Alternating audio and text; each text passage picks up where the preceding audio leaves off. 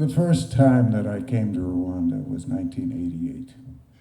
I was asked to come here because the judicial system, I was a law professor, was not working. It took 6 years for the average civil case to get through. And so I was a law professor, so they brought me in. And what I came to was a divided society. It was immediately apparent. Even on the ID cards, it identified people who were Tutsi or Hutu or Twa or naturalized. I had dinner one night with the president of the Constitutional Court, Joseph Kabaruganda. He was a moderate Hutu. And I said, Mr. Kabaruganda, can't you, in your Constitutional Court role, outlaw this classification on the ID cards? And he said, no, we can't because we don't have judicial review. And he said, you have to go to see the president. So I made an appointment to see President Habyarimana. This is 1989. I went in to talk to him, to report on what I'd found about the judicial system. And among other things, I recommended that they rediscover and reapply the Gacaca court system, which was traditional in Rwanda and worked better than the Belgian courts. But what I also said to him was, these classifications on the ID cards have to be abolished because they will be used for genocide. When I said that to him, it was though a mask went down. He didn't want to hear this. We talked more about it, and before I left, I said, Mr. President, unless you take very strong steps to prevent a genocide here, you are going to have a genocide here in Rwanda within 5 years. That was 1989. I joined the State Department in 1992 and was sent out here with the UN Commission of Inquiry. We recommended establishment of in 1994, we recommended the establishment of the ICTR. And then I was asked to write the UN resolutions to create the ICTR. The ICTR was so important because it made it impossible to deny that this genocide had happened. And even today, there are deniers that this genocide was a genocide against the Tutsi. Let me affirm, it was a genocide against the Tutsi, mostly the Tutsi. Of course, there were a few moderate Hutus were also killed, including Joseph Kabaruganda and Agatha, the prime minister. But it was largely a genocide against the Tutsi, and that's why that's the name of that genocide now.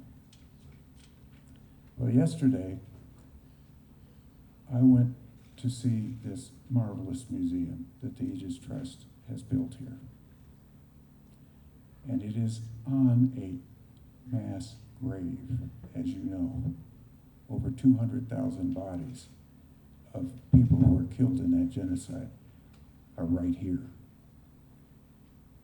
When I went through this museum that Freddie presides over and so ably provides over, a museum that, in fact, my friends James and Stephen Smith helped to build, to have the idea to build. I wept. It still brings tears to me, what happened here. And it has to bring tears to everyone who thinks about the future of the human race. There is only one race, the human race. And we must constantly reaffirm that and rediscover it.